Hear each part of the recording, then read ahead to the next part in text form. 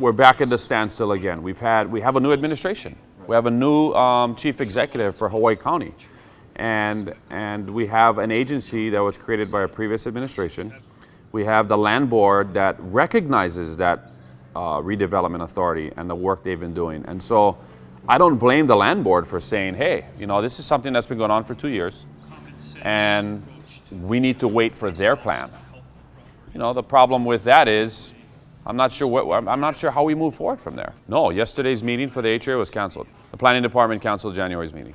The report from the land board was they took up two issues. One was the Naniloa property, and the other one was the Uncle Billy's Peter Savio Pagoda. And I personally went there for that.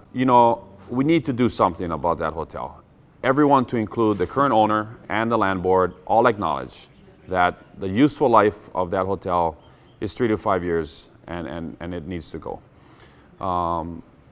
What I want is for the land board to follow the law and put out that property for public auction.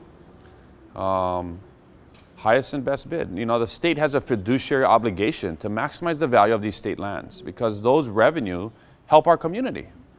So, the current condition of that property, the Savio Uncle Billy's Pagoda, Hilo Bay Hotel, it has so many different names, is that it's run its useful life. It's borderline deplorable conditions. It doesn't take more than 30 seconds to go on hotels.com or Travelocity and just go look at the reviews of that hotel. And some of them are the responsibility of the current owner, and some of them are the responsibility of the previous owner.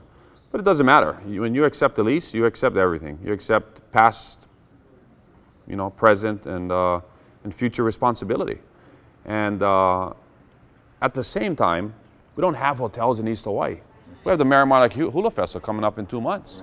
And I'm not one that wants to pull 100 rooms out of East Hawaii when we have this major event. I don't think Auntie Luana would be very happy with me if we did that. So what I'm encouraging the land board to do is to put out a short-term lease for that property.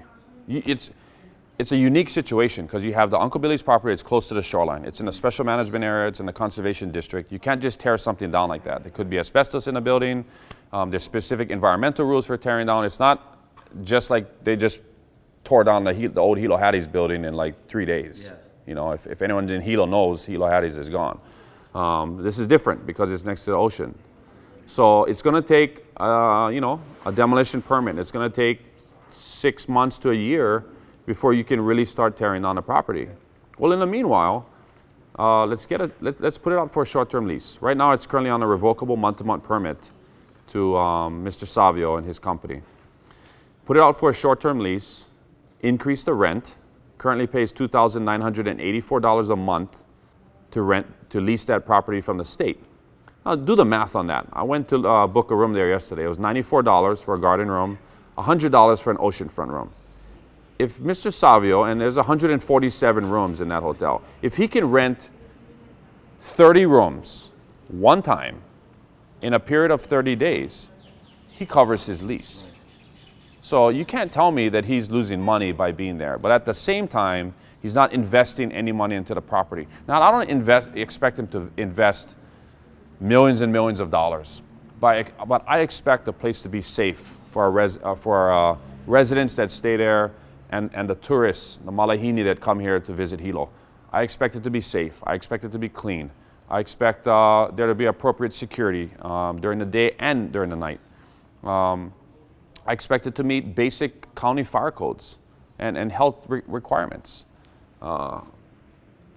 And I don't think he's putting that type of investment into the property. I mean, there's rooms on the third floor where the ceiling has caved in because the roof is constantly leaking.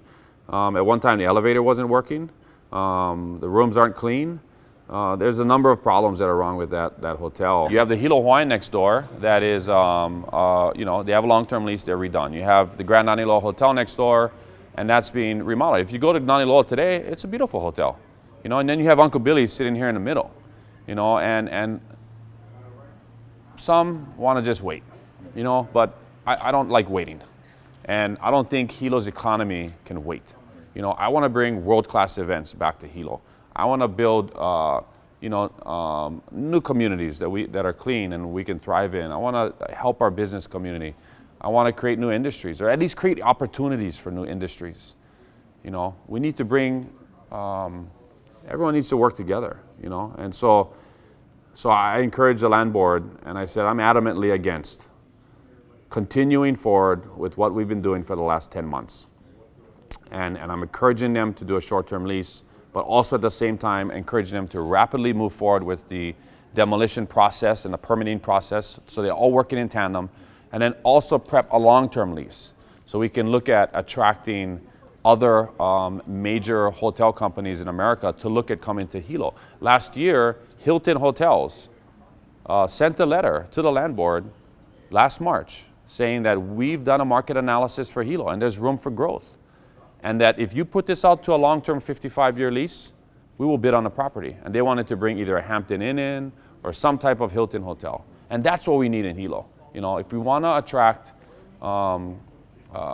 tourists to come to Hilo, that's what we need to do. And we're not talking about a tourist that wants to go to Waikiki or wants to go to a white sand beach. What we're talking about is a tourist that we market to that wants to come to our lush tropical rainforest, that wants to see our waterfalls, that wants to go to the Volcano National Park to see something that nothing and nowhere exists in this state. They want to go to Mauna Kea. They want to go ziplining. They're eco-tour type of tourists. That's who comes to East Hawaii. But we got to give them a place to stand. And Banyan Drive is the key to unlocking that potential. We've got great guys on the land board, Dave. We've got Stan Rohrig on there. We've got Chris Ewan on there. We got good guys. They're sharp, they're smart, they fight for Hilo. But there's other members on the land board too. And they all mean well.